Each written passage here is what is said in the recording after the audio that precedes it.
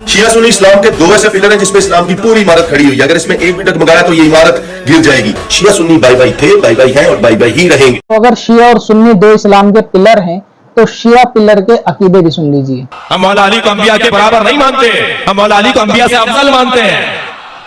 नबी के बाद, नबी के अलावा हम तमाम अंबिया से अफजल अली को मानते हैं। तो भाई ये अकीदे इस पिलर में कुफ्र के दीमक लगे हुए हैं कि ये हजरत अली को दूसरे नबियों से अफजल बताते हैं माज़अल्लाह, और ये अकीदा कुफ्र है।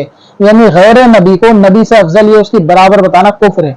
तो जब ये पिलर में इतनी कुफ्र की दीमक है तो ये इस्लाम का पिलर नहीं हो सकता। तो ये जो एक करने वाली बात चूरन बेचने की आप करते हो ना, मुनाफिकत वाली, पहले वजह जाने करो कि एक ना होने की क्या वजह है। क्या मिठाई के साथ गोबर को मिलाया जा सकता है? अगर नहीं मिलाया जा सकता तो वैसे ही ईमान में कुफ्र नहीं मिलाया जा सकता। हजरत अली एक सहाबी है, उनका मर्तबा अपनी जगह है, लेकिन वो किसी भी नबी से बड़े नहीं है, किसी भी नबी की बराबर नहीं है। और जो ऐसा सोचे कि वो नबी से बढ़कर या उनसे अफजल है माज़अल्लाह, तो वो शख्स बदतरीन काफिर है।